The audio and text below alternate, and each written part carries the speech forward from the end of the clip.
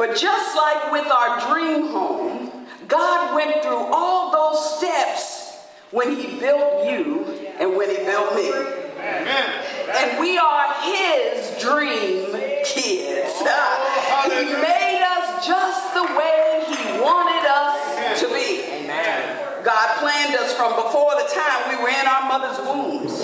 He took special care to ensure that every hair on our heads was numbered and properly positioned. God designed us so that we could be holy just like he is holy, and so that we could be righteous just as he is righteous. God paid close attention to our makeup and our durability, our ability to endure. The book of Genesis says that God made us in his own image and in his own likeness, and then declared us to be one of his good creations. But God also built us with a natural desire to serve and worship him. God designed us to seek after him in all his glory. God designed us to always have a longing and a thirst after righteousness, the desire to do good, the longing for a closer walk with him. God designed us, God made us to be worshipers. Amen. We are the dream kids that God created for the purpose of worshiping him in spirit and in truth. Just like we can worship our dream homes and our dream cars and our dream jobs, and some of us our dream spouses, God seeks after our total and authentic worship of him. Paul, in the letter to the people of Rome in Romans, lays out in chapter 12 what a holy type of authentic worship is. The kind of worship that God desires from all his children. You see, in the earlier parts of Paul's letter to the Romans, he had already talked to the people of Rome about their justification. That's where you're being brought into alignment and made right with God. He talked about that in chapters 1 through 5. And then he spoke to them about how they could live a righteous life in chapters 6 through 8. And then he proceeded to talk to them about God's promise to be faithful to Israel in chapters 9 through 11. And now he speaks about what our response is to a God who has repeatedly shown mercy upon us.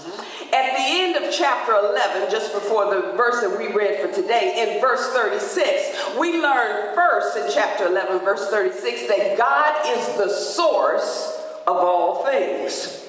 Everything is of him. God is the source of all things. And then secondly, we learn in that verse that God is the channel. He is the channel of all things. Everything goes through him. Now, first of all, he is the source of all things, and then he's the channel of all things. And then lastly, it says that God is the goal of all things. That means everything flows to him. Yeah. All it means is that God is where everything comes from. He's where it goes and where it ends up. All right. And because of all this, my brothers and sisters, we need to worship him. Yeah. Our proper response to a God who is responsible for everything and in control of all things is to worship, to express our love toward, and to assign value and to bless him. Yeah. Paul teaches us some of the marks of authentic,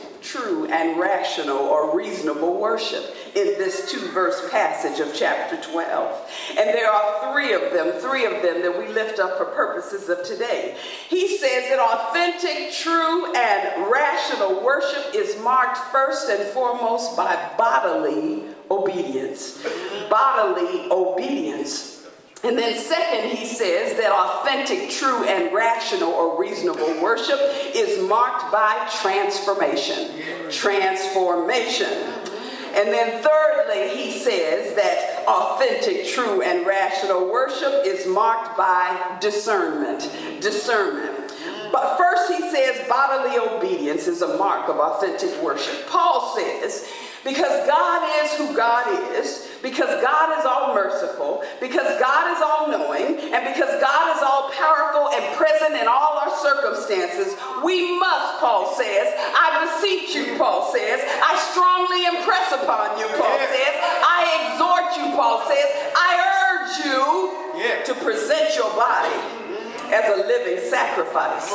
Paul says that our bodies are to be offered up to God in our current living state in this present day and age. We are to offer our bodies to God as a living sacrifice.